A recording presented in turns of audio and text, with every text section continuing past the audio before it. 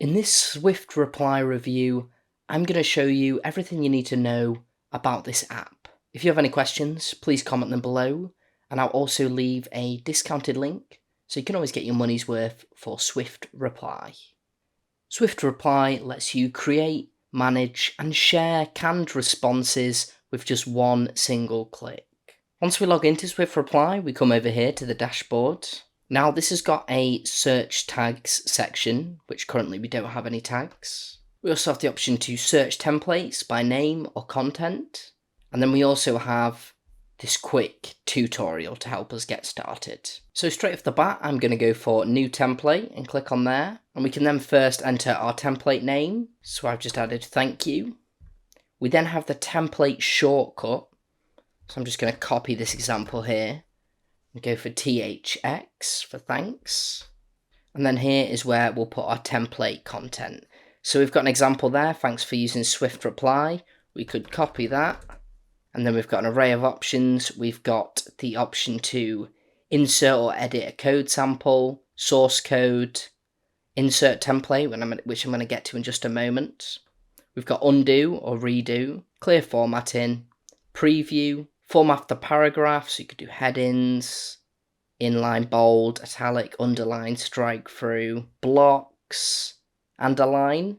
We can then also set the font, so we've got loads of fonts to choose from, and the font size, as well as again, making it bold, italic, underline, or strike through, as well as this small menu button here, where we can add a link, image, video, table, emojis, highlight, and set the alignment.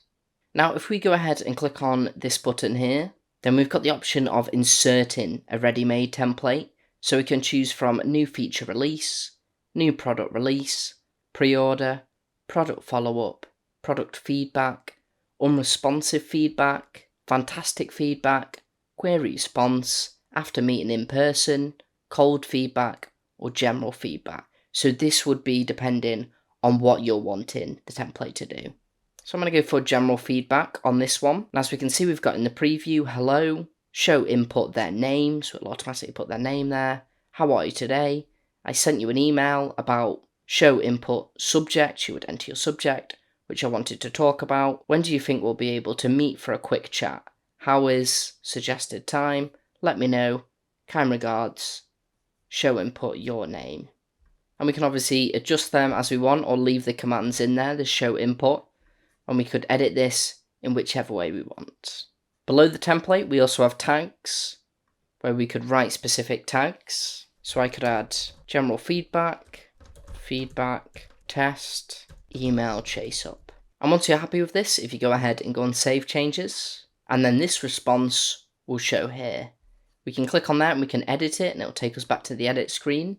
We've also got our tags, general feedback, feedback, test, and email chase up, which also show here. And if we had a lot, we could search for specific tag. And then we've got the option to delete as well. To create a new one, we can just go back on new template.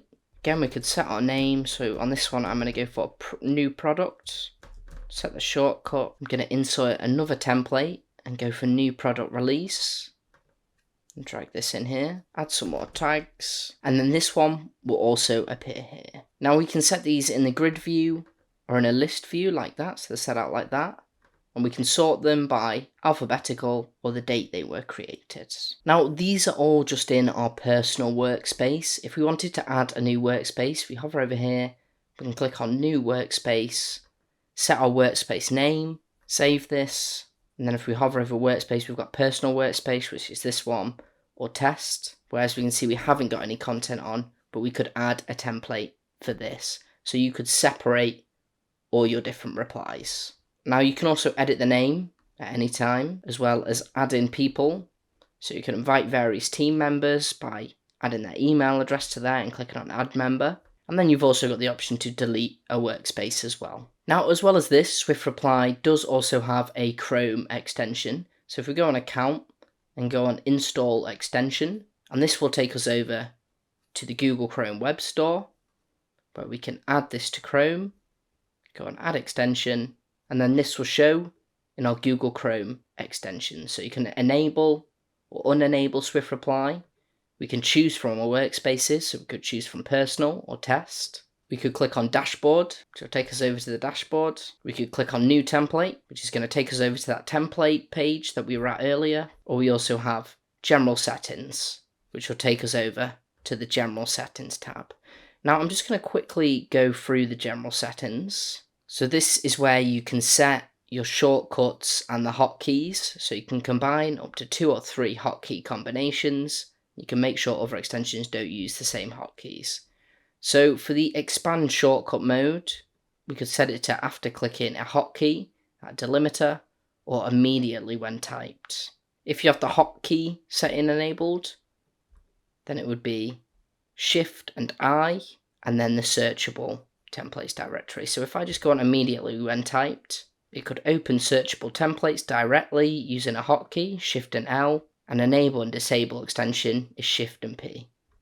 So if I go on Save Changes, and then back on this page, if I go Shift and L, then that should take us over to here where we can search for templates and search for tags. So say if we're writing an email, we should be able to use these shortcuts. So let's just test this out on my email.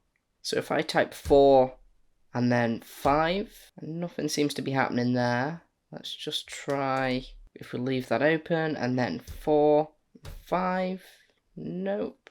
And let's just try 6 in case we enabled or disabled. No, and that doesn't seem to be working either. So in theory, we can just go on new template and sort of copy and paste it from there. But it would have been nice to get the shortcuts working. I'm just going to go ahead and change these just to see if I can get them working a different way. So if I do Shift 3 and then Shift 9, let's save those changes and let's have a look. Keep that open. But unfortunately, that doesn't seem to be working. And that's just about everything. So what did I think of SwiftReply? SwiftReply was a great response tool that let you create, manage, and share responses. It was really easy to create these responses, and I really love the template feature. Unfortunately, however, I had no luck at all with the shortcuts. I watched the tutorials and tried multiple times, but with no avail, which is really annoying as it's a very cool feature. If this can be looked into, or maybe there's an easier way to do it, then I would definitely recommend. Thank you very much. I'll see you next time.